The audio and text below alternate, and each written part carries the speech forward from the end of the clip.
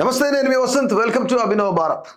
ఇక ఆంధ్రప్రదేశ్ రాష్ట్రంలో గత కొద్ది రోజుల నుంచి కూడాను రేషన్ బియ్యం మాఫియా గురించి ఎక్కడ చూసినా సరే సామాన్య వర్గాల నుంచి అలాగే రాజకీయ వర్గాల వరకు కూడాను దీనిపైనే చర్చ జరుగుతుంది. ఇక ముఖ్యంగా అసలు దీని వ్యవహారం అంతా ఏ విధంగా ఉంది ఏంటి అనేది తేల్చడానికి ప్రస్తుత రాష్ట్ర ప్రభుత్వం కూడాను ఒక సిట్ను ఏర్పాటు చేసింది.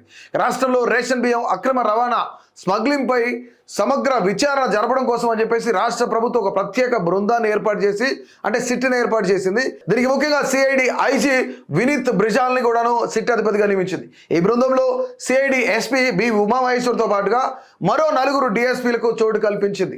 ఇక ముఖ్యంగా వైకాపా హయాంలో రాష్ట్రంలో రేషన్ బియ్యం స్మగ్లింగ్ వ్యవస్థీకృత మాఫియాగా తయారైంది. ప్రధానంగా కాకినాడ పోర్టు నుంచి విదేశాలకు 1000 టన్నుల రేషన్ బియ్యం తరలిపోయేదని చెప్పేసి కూడాను కూటమి ప్రభుత్వం గతంలో కూడా ఆరోపించింది. కూటమి ప్రభుత్వం ఏర్పాటైన వెంటనే కఠిన చర్యలు కూడా చేపట్టింది. కాకినాడ జిల్లాలోని కడప, కోరంగి ఈ యొక్క పోర్టులో నుంచి కూడాను ఇంద్రపాలెం పోలీస్ స్టేషన్ల పరిధిలో కూడాను ఇక్కడ ముఖ్యంగా జూన్, జూలై నెలల్లో దాదాపుగా 13 కేసులు నమోదాయి. వీటి దర్యాప్తు బాధ్యతలను ఇప్పుడు ప్రభుత్వం సిట్కి అప్పగించింది. ఈ మేరకు ప్రభుత్వ ప్రధాన కార్యదర్శి నీరబ్ కుమార్ ప్రసాద్ కూడాను ఉత్తర్వులు జారీ చేశారు. ప్రధాన సూత్రధారులు, పాత్రధారులను గుర్తించడం, వారిపై చట్టపరమైన చర్యలు తీసుకోవడంపై ప్రధానంగా సిట్ యొక్క దృష్టి పెడుతుందని చెప్పేసి కూడా చెప్తా ఉన్నారు.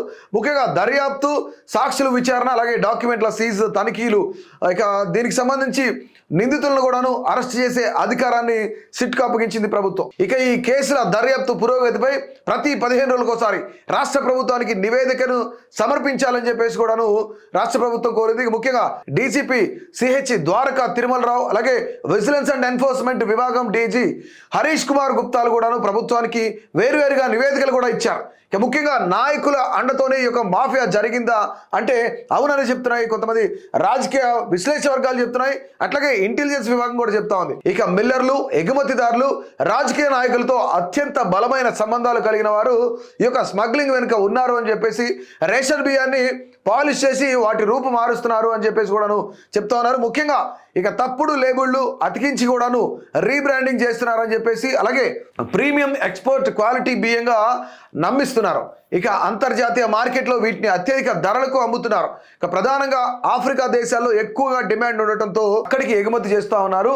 ఎగుమతిదారులు, కస్టమ్ హౌస్ ఏజెంట్లు అంతా కూడా కుమ్మక్కై ఈ యొక్క వ్యవస్థీకృత మాఫియా నడిపిస్తున్నారు అని చెప్పేసి కూడాను కాకినాడ, కృష్ణపట్నం, చెన్నై పోర్టులు సహా ఇతర కీలకమైన ఎగుమతి కేంద్రాల్లో తనిఖీల వ్యవస్థ అంతా కూడాను పటిష్టంగా లేదు.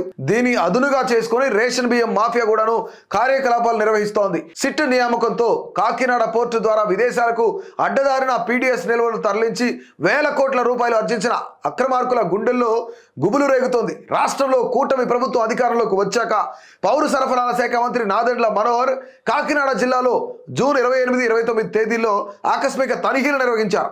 ముఖ్యంగా ఉప ముఖ్యమంత్రి పవన్ కళ్యాణ్ కూడాను తనిఖీ చేసి ఈ యొక్క వ్యవహారం గుట్టు బయట పెట్టిన విషయం తెలిసిందే. ఏకంగా 13 గోదాముల్లో 51 లక్షలకు పైగా ఈ యొక్క 51 లక్షల అలాగే 42,711 టన్నుల బియ్యం స్వాధీనం చేసుకున్నారు. 26,48,832 టన్నుల్లో పేదల బియ్యం, ఇక్కడ ముఖ్యంగా పీడీఎస్ బియ్యం ఏదైతుందో వీటన్నిటిని కూడా ఉన్నట్లు తేల్చారు.